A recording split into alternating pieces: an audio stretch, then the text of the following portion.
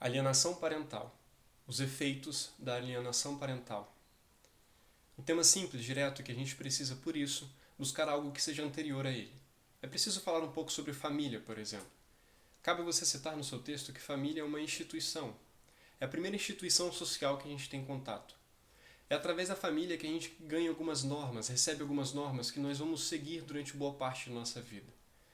É na família que a gente aprende a ser carinhoso, que a gente aprende a comer de garfo e faca. É na família que a gente começa a desenvolver alguns tipos de preconceitos sociais, que serão depois desenvolvidos ou trabalhados durante a nossa vida, através de outras instituições sociais, como a educação, por exemplo. Sabendo disso, a gente pode abordar que a família é muito importante para a nossa formação como indivíduo. A forma como nós vemos o mundo é muito gerida pela forma como a nossa família vê. Quando a gente trabalha alienação parental, a gente já vai em um problema muito específico da nossa família, que é a visão que a gente tem dos nossos genitores, do pai e da mãe. Geralmente essa alienação parental acontece com famílias que tiveram separações, divórcios. E a definição simples é só a gente pensar que é aquele momento em que, por exemplo, separa a mãe e o pai e fica a guarda do filho com a mãe, e a mãe começa a falar mal do pai para essa criança. E essa criança começa a ser contaminada, a visão dela começa a ser contaminada, e aí impede um contato verdadeiro e significativo com o pai, que está alienado. O primeiro a estudar esse caso foi um psiquiatra estadunidense chamado Richard Gardner. Em 1995 ele criou o termo Síndrome da Alienação Parental, que é o que os filhos sofrem quando existe essa rixa entre pais, entre mãe e pai. E qual é a característica dessa síndrome? É quando a criança começa a comprar a ideia de quem está falando mal do outro genitor.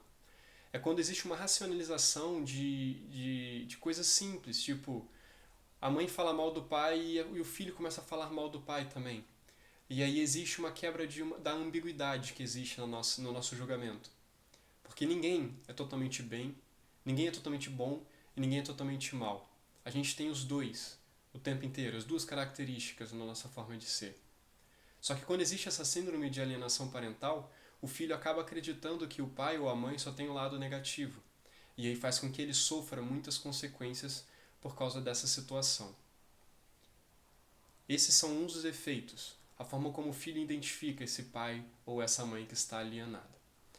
A alienação parental ela pode acontecer, como eu disse, entre casais, ex-casais, então pessoas que foram casadas ou não, mas que tiveram um relacionamento, e que aí no caso é o pai contra a mãe contra o pai.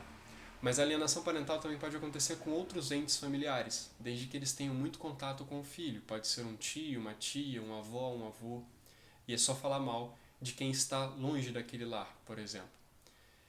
Apesar disso, a alienação parental também acontece com casais que vivem na mesma casa. Só que, claro, os efeitos são menores, porque quem está sendo difamado está ali para provar que não é bem assim. Então a gente vai tentar trabalhar esse tema abordando mais claramente, mais aprofundadamente, a questão entre casais, ex-casais, casais separados, divorciados. Muito bem. Então, a partir de 1995 foi definida essa ideia de alienação parental como um problema psicológico, psiquiátrico, psíquico que pode afetar a criança. Só que em alguns países existem legislações que vão definir o que é alienação parental. O Brasil é um deles. A partir de 2010, existe uma lei que prevê sanções para o alienador. Então, a partir de 2010, se eu tenho um filho e eu sinto que estou sendo alienado em relação a ele, eu posso entrar com uma representação no Ministério Público ou posso ir diretamente para um juiz através de um advogado e requerer essa minha participação na vida do meu filho. De cara, a gente então já pode colocar o Estatuto da Criança e do Adolescente como ponto de intertextualidade aí. Porque lá está escrito que toda criança tem livre acesso, tem que ter livre acesso aos seus genitores. E claro, ele tem direito a uma convivência familiar. Se existe essa alienação parental, a mãe ou o pai impede o contato com a mãe ou com o pai, com outro genitor, eu estou ferindo um direito básico garantido no Estatuto da Criança e do Adolescente. Então, essa criança está sofrendo uma consequência que é o não contato com essa pessoa muito importante em sua formação, como eu falei, quanto instituição social, e também o não contato com uma convivência familiar saudável. Ele começa a identificar esse pai como um grande problema, ou essa mãe como um grande problema na vida dele. Quais então são os efeitos? Como eu disse, existem os efeitos psicológicos para a criança. Então vai desde transtornos leves até coisas mais pesadas, como depressão e até mesmo casos que já foram relatados de suicídios de crianças que se mataram depois que seus pais se separaram e começaram a ter essa briga para ver quem ia ficar com o filho. E o filho acaba sendo um prêmio. Quando os pais separam, o filho acaba sendo um prêmio dessa relação mal-sucedida. E ao mesmo tempo que é um prêmio, é como se fosse uma forma de mostrar para o outro: olha só o que você está perdendo. Você saiu de casa e eu estou com o nosso filho. E o nosso filho agora vai ser somente meu. Eu impeço você de participar de sua formação. Essa é uma característica muito comum nos lares brasileiros. No entanto, é pouco falado, poucos sabem o que é alienação parental.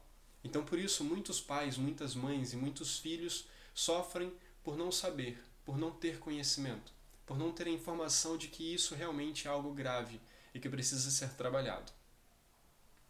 Sabendo disso, a gente pode relacionar, fazer algumas intertextualidades, pensando no texto, na redação de fato. Pode falar sobre o Durkheim, como eu falei, a questão do fato social. Pode citar o ECA como o princípio básico ali de ter acesso aos dois genitores e ter uma convivência familiar. Pode citar até a Constituição, com os direitos constitucionais que são feridos dentro dessa realidade. A gente pode falar sobre a lei de 2010, que prevê ali sanções para os pais que são alienadores. E essas sanções, por exemplo, elas vão desde a advertência, a suspensão da guarda do filho, multas e até mesmo a suspensão do poder de paternidade.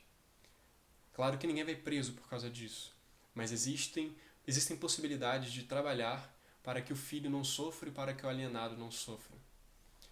Outra intertextualidade que a gente pode citar é John Locke, quando ele falava sobre a tábula rasa. Ele acreditava que não existem verdades absolutas, e a gente nasce sem nenhum conhecimento de mundo. E todo esse conhecimento de mundo, a forma como nós agimos e como nós somos dentro dessa sociedade, é guiada por vários contextos. Um deles é o familiar.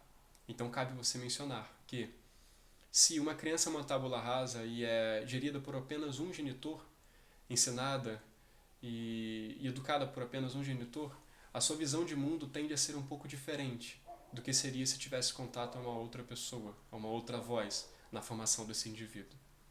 Então é muito importante a gente colocar isso, contextualizar historicamente, até mesmo falar com questões atuais de como que os relacionamentos afetivos estão tão voláteis. E aí as pessoas têm filhos sem planejamento, por exemplo, e acaba o filho sofrendo com isso. Acabam tendo filhos sem preparo, sem saber o que é ser pai ou ser mãe. E acaba criando brigas em que o filho vai sofrer as consequências por causa disso. Uma outra consequência, claro, é o genitor alienado, que é quem está sofrendo essa difamação. Ele acaba ficando apartado da formação do seu filho.